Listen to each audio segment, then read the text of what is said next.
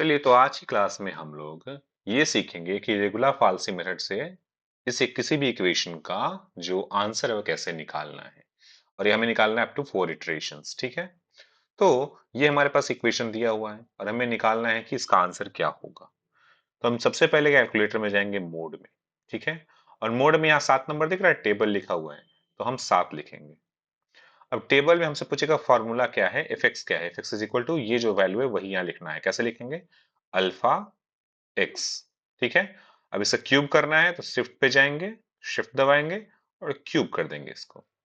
X cube हो गया, minus, फिर 2 और फिर से एक्स अल्फा एक्स हो गया, माइनस 5। ये हमारे पास तो आ गया, जो ये इक्वेशन दिया हुआ था वही हमने यहाँ पे इंटर कर दिया। अब हम प्रेस करेंगे इक्वल टू। जी एक्स कुछ नहीं है इसलिए हम छोड़ देंगे सेम टू सेम और इक्वल टू प्रेस कर देंगे। स्टार्ट 1 पे करना है, हाँ 1 पे करना है। एंड कितने पे करना है? 5 पे करना है। अगर चाहो तो इसको 10 कर दो, तो तुम इसको 10 लिख दो। एंड जो करना है वो 10 पे करना है। और स्टेप 1 पे करना है, मतलब पहले 1 पे निकालेगा, फिर 2 पे निकालेगा, फिर एक ऐड कर 3 पे निकालेगा। बोले हाँ स्टेप 1 ही रखना है। इक्वल टू, अब निकल गया देखो।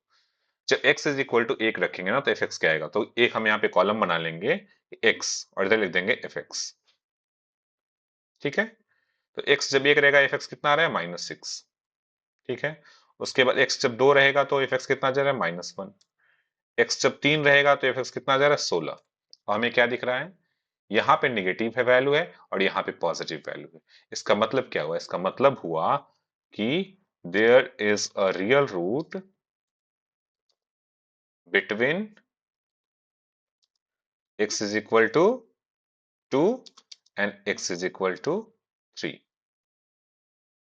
अब यहां से एक चीज क्लियर हो गया, क्या? कि a का जो वैल्यू होगा ना वो होगा 2 और b का वैल्यू होगा 3।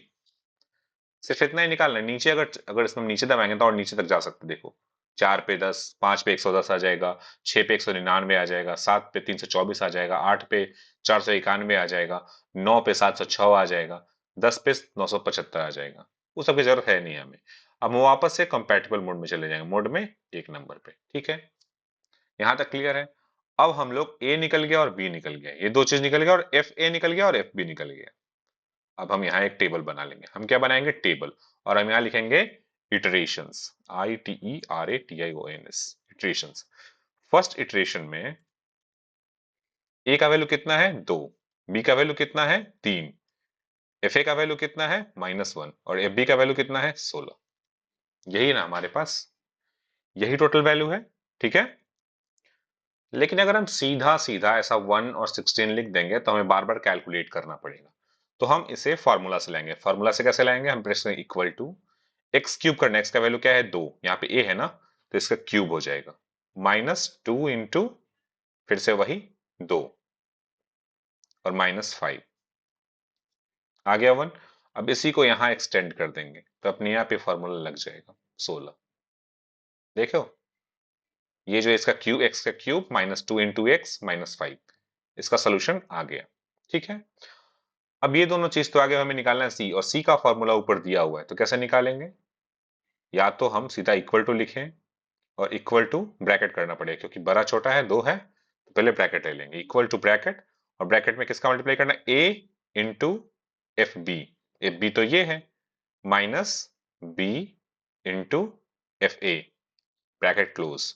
ऊपर वाला तो पूरा हो गया, अब नीचे वाला भी ब्रैकेट के अंदर, F B minus F A, bracket close, enter.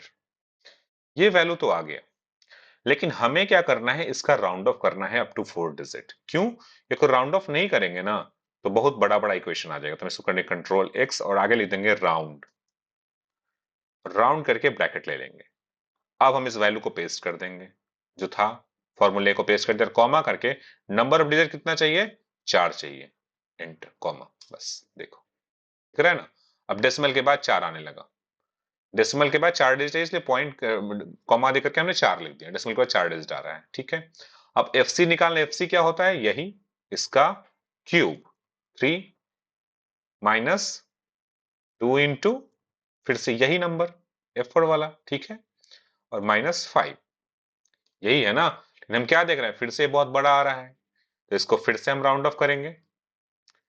तो इसको यहां से कर देंगे x, कर देंगे राउंड, ब्रैकेट के अंदर क्लोज, नंबर ये हो गया, और इसको कर देंगे 5, 5 नहीं 4 कर देंगे, डेसिमल के बाद 4 ही चाहिए, तो लो ये भी 4 में आ गया। अब जो हमने यहां पे किया था इसको भी हमें राउंड करना पड़ेगा, क्यों? क्योंकि एफ ए और एफ बी इससे आगे जब जाएंगे ना तो बड़ा बड़ा आना शुरू हो जाएगा। तो चलो,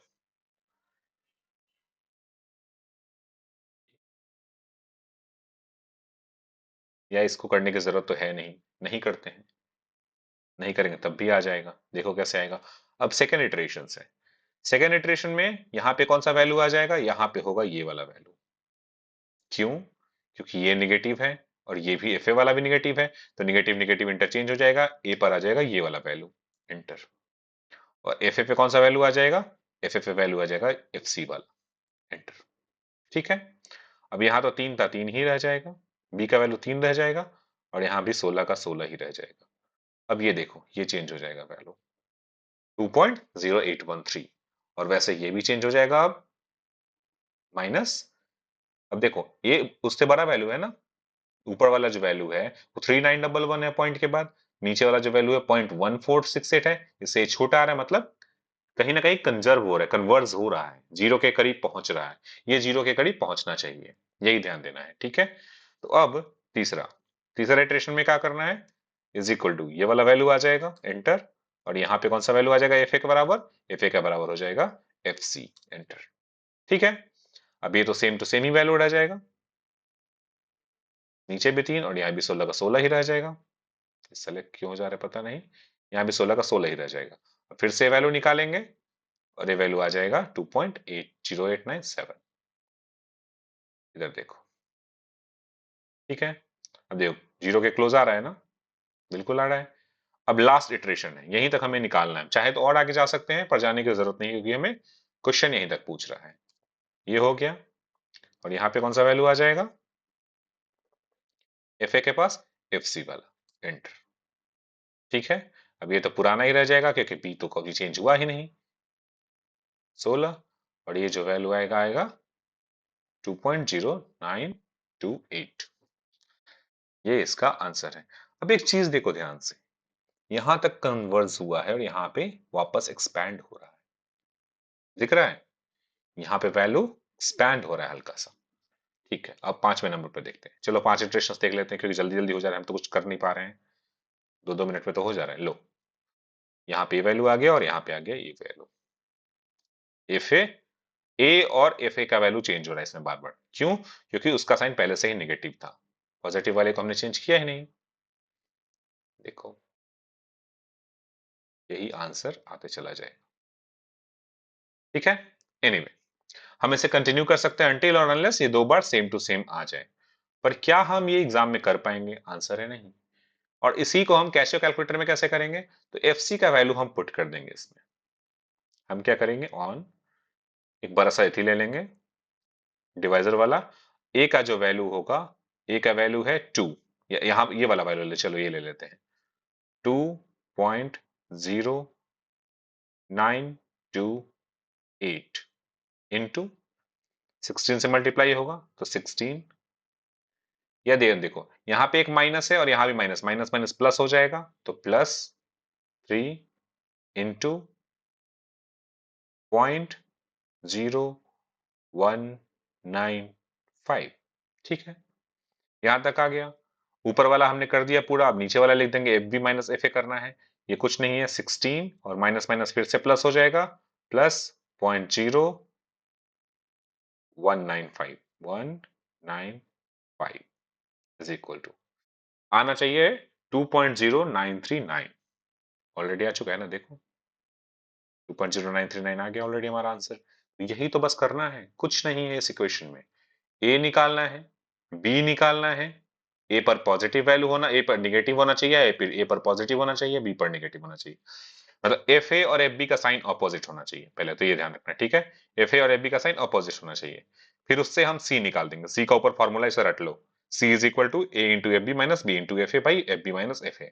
ध्यान क्या देना है, यहां ऊपर में एफ बी है, नीचे में भी एफ बी है, यहां ऊपर में एफ ए है, नीचे में भी एफ ए है। ठीक है, तो क्रॉस मल्टीप्लिकेशन ऊपर में करना है, नीचे में जो ऊपर वाला है वही नीचे वाला भी रहेगा, कोई चेंज नहीं। ठीक है, तो यहाँ पे हमने सीधा फॉर्मूला वैल्यू पुट किया, आंसर आ गया। उसके बाद जो आंसर है उस पर एफ सी कैलकुलेट कर देंगे। एफ सी कैसे कैलकुलेट होगा, इस फॉर्मूले पे यहाँ पे सी का वैल्यू डाल देंगे, ये सी वाला वैल्यू यहाँ चला जाएगा, ये हमारा आंसर आ जाएगा। अब एफ सी का साइन देखेंगे, एफ सी का साइन निगेटिव है और किसका साइन निगेटिव है, एफ ए का साइन निगेटिव है। इन दोनों का साइन सेम है, इसलिए एफ सी एफ ए के जगह पे आ जाएगा और ए की जगह पे सी आ जाएगा। क्लियर। अब यहाँ पे जो ए है वो सी बन जाएगा और एफ ए जो है वो एफ सी बन जाएगा। फिर वापस से हम कैलकुलेट करेंगे, फिर से देखेंगे साइन निगेटिव है, जैसे निगेटिव आया, ये निगेटिव था, उसको हटा करके नया वाला में रिप्लेस ये वाला आ जाएगा। देखो वैसे ए चेंज हो जाएगा, जो यहाँ पर ए था सी था वो ए बन जाएगा यहाँ आकर के नीचे। फिर से वापस हम कैलकुलेट करेंगे और कैलकुलेट तब तक करेंगे जब तक कि ये दो बार दो वैल्यू जो हो वो सेम ना हो जाए। जैसे अगर हम इससे आगे बढ़ेंगे ना, अगर छठे इटरेशन को देखेंगे, छठा इटरेशन में अगर ये देख लें एंटर, और ये एफ ए है, ये एफ सी के बराबर हो जाएगा ऑलरेडी, ये आ गया। अब ये तो ऑलरेडी ऊपर वाला ही रहेगा, वैल्यू कुछ चेंज होने वाला है नहीं, सीधा ऐसे मारते चले जाओ टैप करके। लो 943, फिर से थोड़ा चेंज आया, पर क्या दिख रहा है, ये जीरो के करीब आते जा रहा है। अगर एक और करेंगे तो एक और में आ जाएगा शायद। चलो सातवें में देख ले इटरेशन। अब हम यहाँ पे जल्दी जल्दी कर पा रहे हैं इसलिए इतना इटरेशन कर रहे हैं, एग्जाम में आपको नहीं करना है। एग्जाम में आपको कम इटरेशन ही करना है, 4 इटरेशन बहुत होता है, 5 इटरेशन तो बहुत ही ज्यादा हो जाता है, उससे ज्यादा करने की जरूरत नहीं है।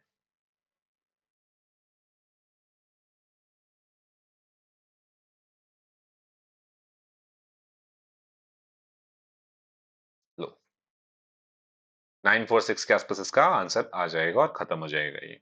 एक बार और चेक करना है तो चलो चेक कर ही लेते हैं, आठवां भी चेक कर ले। चलो लो तुम्हारे लिए शायद सीधे ही मारते ही आ जाएगा।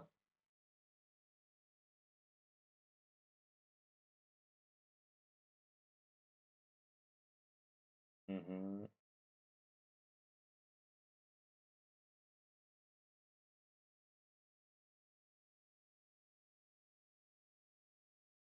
लो यहीं पे हमारा ये आंसर आ गया।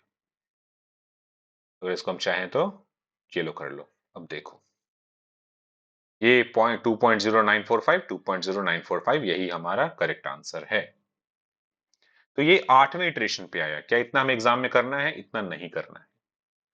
करना क्या समझ में आ गया ना। सबसे पहले क्या करना है, इसी कैलकुलेटर से काम करना है। ये तो आपको एक्सेल शीट तो वहां मिलेगा नहीं, मैं एक्सेल शीट तो जल्दीबाजी के लिए बताया और गड़बड़ी ना हो उसके लिए बता दिया। करना क्या है, मोड सेटअप में जाना है, सातवें नंबर पे जाना है, टेबल में जाना है, एफ एक्स इक्वल टू ये इक्वेशन लिख देना है। इक्वेशन कैसे लिखना है, alpha X to the power cube minus 2x, फिर से alpha minus 5 is equal to, अब जी एक्स तो कुछ है नहीं इसलिए छोड़ देंगे, स्टार्ट 1 पे करना है, 5 नहीं, अंत जो खत्म करना है वो 10 पे करना है, इज इक्वल टू स्टेप 1 का लेना है, एक एक बढ़ाना है, इक्वल टू टेबल बन जाएगा पूरा। वो टेबल हमारा यहाँ पे है, देखो 1 पे -6, 2 पे -1 और 3 पे 16, हमें यही मिल गया पॉजिटिव निगेटिव। यहाँ पे निगेटिव है, यहाँ पे पॉजिटिव, इससे क्या क्लियर हो गया, there is a real root between x is equal to 2 and x is equal to 3।